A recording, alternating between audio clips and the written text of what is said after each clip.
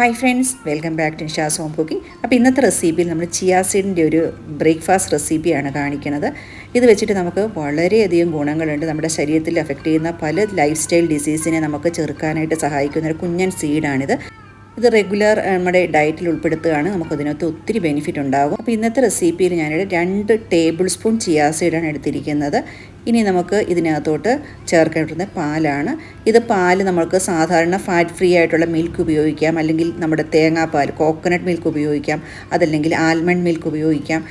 ഞാനിപ്പോൾ ഇതിനകത്ത് ആൽമണ്ട് മിൽക്കാണ് എടുത്തിരിക്കുന്നത്. അത് 1/2 കപ്പാണ് എടുത്തിരിക്കുന്നത്. ഇനി നമുക്കിതിനകത്തോട്ട് കുറച്ച് വനില എസൻസ് ചേർത്ത് കൊടുക്കുന്നുണ്ട്. അതൊരു ടേസ്റ്റിന് വേണ്ടിയിട്ടാണ് അത് ചേർത്ത് കൊടുക്കുന്നത്. ഇനി നമുക്ക് സിന്നമൺ പൗഡർ, അതായത് കറുവാപ്പട്ടയുടെ പൊടി വേണേൽ ചേർക്കാം. അതുപോലെ തന്നെ മധുരത്തിന് വേണ്ടിയിട്ട് ഒരു ചെറിയൊരു നൂറിയ മധുരം കിട്ടാനും ആരോഗ്യത്തിന് നല്ലതാണ് തേൻ ചേർക്കുന്നത്. ഒരു ടേബിൾ സ്പൂൺ തേൻ ചേർത്തിട്ടുണ്ട്.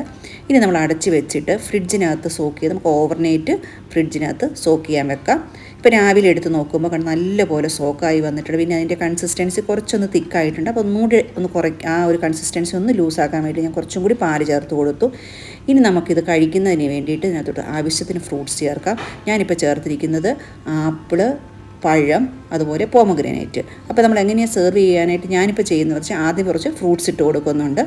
അതിനുശേഷം നമ്മൾ സോക്ക് ചെയ്ത് വെച്ചിരിക്കുന്ന നമ്മുടെ ചിയാ സീഡിൻ്റെ മിക്സ് ചേർത്ത് കൊടുക്കാം.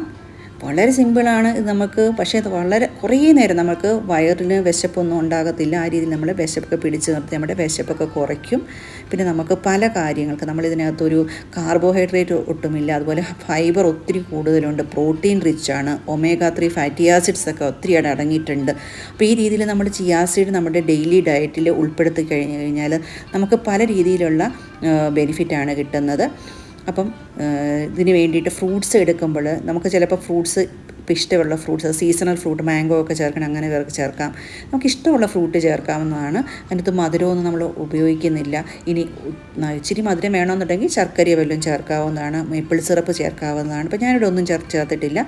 ഇപ്പോൾ നമ്മുടെ ചിയാ സീഡ് പുഡിങ് പോലെയാണ്, ആ ഒരു കൺസിസ്റ്റൻസിയാണ് ചിയാ സീഡ് പുഡിങ് ഇപ്പോൾ റെഡി ആയിട്ടുണ്ട്. അപ്പോൾ ഞാൻ 2 ലെയറായിട്ടാണ് ഫ്രൂട്ട്സ് ഇട്ട് കൊടുത്തത്, താഴെയും മുകളിലും ഇട്ട് കൊടുത്തിട്ടുണ്ട്.